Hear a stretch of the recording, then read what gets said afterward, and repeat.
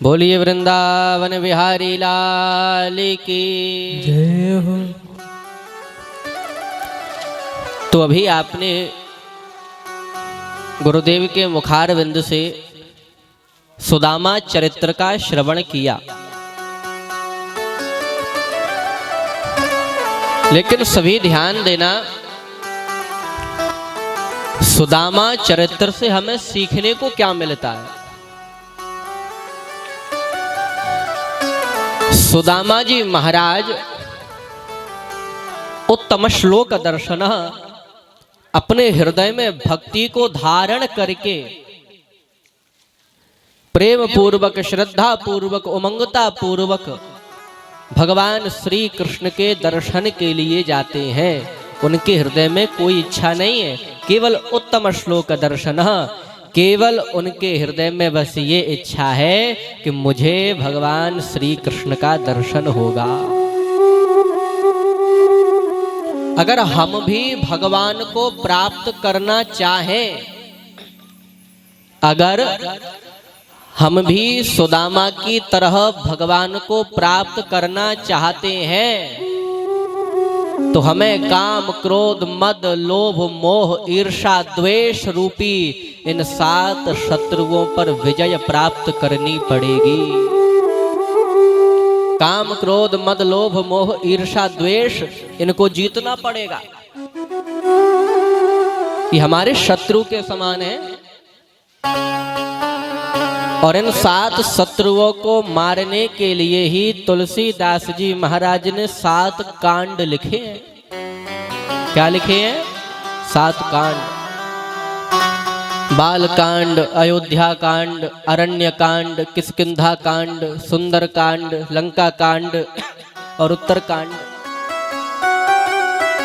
तो इन 7 कांडों के ही द्वारा हम इन 7 शत्रुओं को मारें।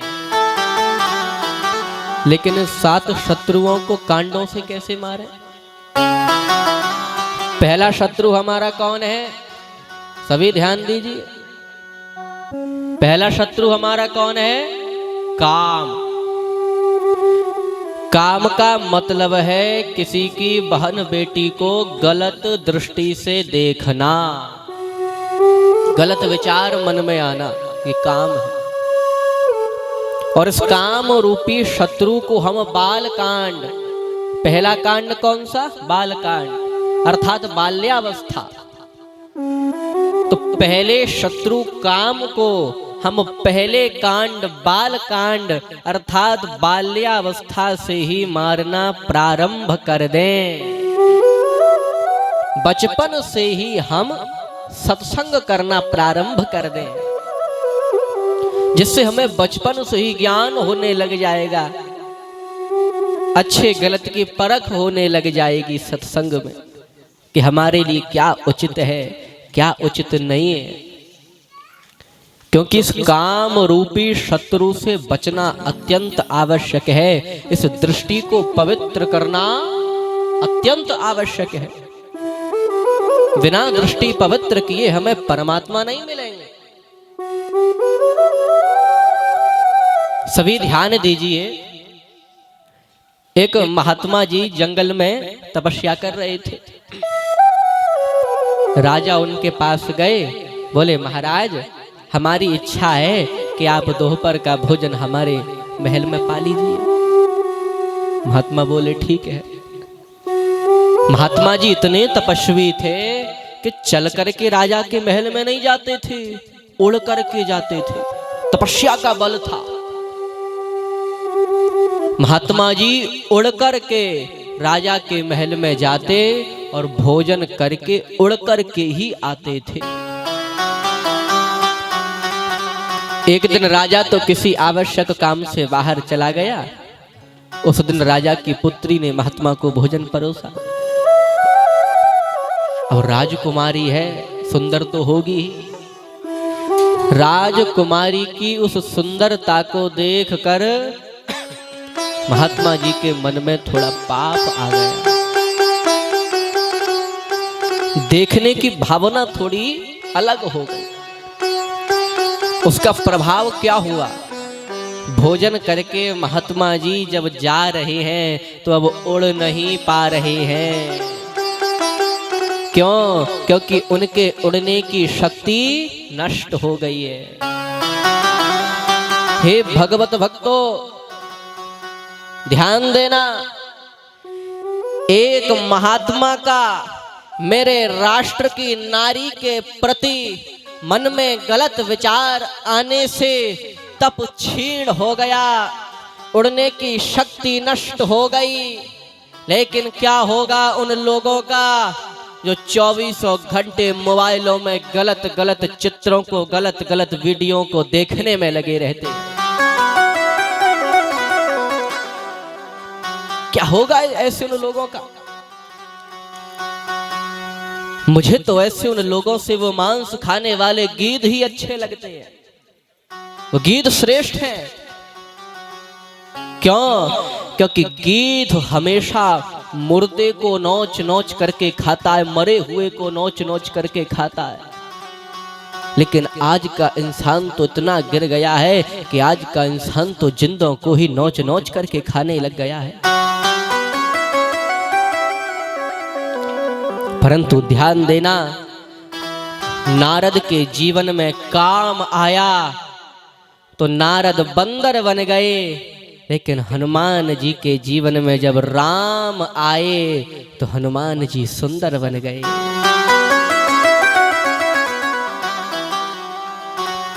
नारद मुनि ने विश्वमोहिनी कन्या को पत्नी की दृष्टि से देखा, परंतु हनुमंत लाल ने माता जानकी को मां की दृष्टि से देखा, मां की नजर से देखा। नजर को बदलो तो नजारे बदल जाते हैं, सोच को बदलो तो सितारे बदल जाते हैं। कश्तियां बदलने की जरूरत नहीं, दिशा को बदलो तो किनारे बदल जाते हैं। मेरा कहने का भाव ये है, हम बचपन से ही भक्ति करना प्रारंभ कर दें, इस दृष्टि को सुधारना प्रारंभ कर दें, भगवान का नाम जपना प्रारंभ कर दें। यदि ये सोचो कि भैया भगवान का नाम तो कभी भी जप लो, उद्धार करता है, तो अभी जवानी में तो बढ़िया मौज मस्ती करेंगे, आनंद करेंगे, इधर उधर के प्रपंचों में पड़ेंगे, बुढ़ापे में भगवान का भजन कर लेंगे। परंतु ध्यान देना, बुढ़ापे में भी भगवान का भजन तब कर पाओगे, बुढ़ापे में भी भगवान का नाम तब ले पाओगे जब प्रारंभ से ही, बचपन से ही भगवान का नाम आपने जपा होगा। यदि बचपन से ही भगवान का नाम नहीं जपाना तो बुढ़ापे में इस जीभ पर भगवान का नाम आ ही नहीं सकता। सभी ध्यान दीजिए, एक बुढ़िया थी, बूढ़ी अम्मा थी एक, और उनकी विशेषता पता है क्या थी? उन्होंने कभी भी अपनी इस जीभ से भगवान का नाम ही नहीं लिया, ये विशेषता थी। गलती से भी भगवान का नाम कभी इस जीव से लिया ही नहीं। उसका एक बेटा था, उसका विवाह हो गया, लेकिन जो बहू आई है वो संस्कारों वाली है, साथ में एक छोटे से लड्डू गोपाल जी भी लाई है, उनकी सेवा करती है। सास को ये पसंद नहीं है। एक दिन सास ने कहा, अरे बहू ये तो क्या कर रही है, सब बंद करिए, मेरे यहाँ ये सब नहीं चलता। बहू ने विचार किया कि सासू माँ ना तो स्वयं ही पूजा पाठ करती, ना मुझे करने देती, क्या करूं? इन्होंने तो कभी अपनी जीभ से भगवान का नाम लिया भी नहीं। चलो आज कुछ भी हो जाए, इनके मुख से भगवान का नाम तो मैं निकलवा के ही रहूंगी। तो बहू ने क्या किया, जब रात्रि हो गई और सासू माँ अपने कमरे में सोने के लिए चली गई, तब बहू ने उस बुढ़िया के कमरे के दरवाजे के बाहर हल उठा करके रख दिया। हर भी जिसे कहते हैं, जो धरती खोदता है ना, खेती करते हैं, हल भी उसे कहते हैं और हर भी उसे कहते हैं। अब वो हल उसने क्यों रखा? बहू ने सोचा कि रात्रि में सासू माँ जागेंगी किसी कारणवश, तो जैसे ही कमरे से बाहर निकलेंगी हर से टकराएंगी और धड़ाम से गिर पड़ेंगी और फिर कहेंगी गुस्सा होके कि ये हर यहाँ पर किसने रख दिया। पूछेंगी कि हर किसने रखा, और हर किसका नाम है? हर हर तो भगवान का नाम है, हर महादेव का। इसीलिए बहू ने सोचा चलो इसी बहाने भगवान भोलेनाथ का नाम मुंह से निकल आएगा, हर कह देंगे कि ये हर किसने रखा। हुआ भी थोड़ा थोड़ा तो वैसा ही जैसा बहू ने सोचा। रात्रि में कमरे से बाहर वो बुढ़िया निकली, हर से टकराई और धड़ाम से गिर पड़ी। चिल्लाने लगी, अरे बहू, अरे बहू, जल्दी आ। बहू दौड़ी दौड़ी आई और मन ही मन में प्रसन्न भी हो रही है कि आज तो हमारी सासू माँ भगवान भोलेनाथ का नाम लेंगी, हर कहेंगी। बहू ने कहा, हाँ क्या हुआ सासू माँ, क्या हुआ, क्या बात है? बुढ़िया बोली, बहू ये धरती खोदा यहाँ पर किसने रख दिया? बोलो हर हर महादेव। अब तो महाराज बहू ने अपने माथे को ठोका कि सासू माँ ने तो मेरी सारी मेहनत पर धरती खोदा फेर दिया, अब क्या करें? इनके मुख से तो भगवान का नाम ही नहीं निकला। अब बुढ़िया जब हर से टकरा कर गिरी तो उसके चोट भी लग गई, खून भी निकलने लगा। अड़ोस पड़ोस के लोग आ गए, सब कह रहे हैं, अरे बुढ़िया अब तू मरने वाली है, कम से कम अब तो राम राम कह ले, पूरा जीवन तेरा निकल गया, मरने वाली है। बेटा भी उसका आ गया। बुढ़िया कह रही है, मुझ पर कहना नहीं आ रहा है, मुझ पर कहना नहीं आ रहा है। अब बचपन से ही जब राम नहीं कहा है तो कहां से निकल जाएगा बुढ़ापे में? बुढ़िया का लड़का बड़ा चालाक था। उसने सोचा कि मैं अम्मा से कहूंगा, अम्मा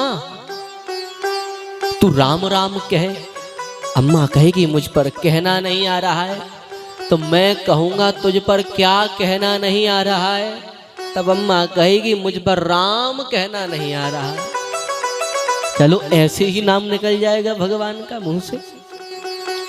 लड़का आया, बोला, अम्मा अब तो देख तू मरने वाली है, सभी अड़ोस पड़ोस के आ गए, सब कह रहे हैं कि राम राम कहे, तो अम्मा वो कह क्यों नहीं रही राम राम? बुढ़िया बोली, बेटा मुझ पर कहना नहीं आ रहा है, मुझ पर कहना नहीं आ रहा है। लड़के ने कहा, अम्मा तुझ पर क्या कहना नहीं आ रहा है? अम्मा बोली, बेटा जो तू कहलवा रहा है वही कहना नहीं आ रहा है। बोलो हर हर महादेव।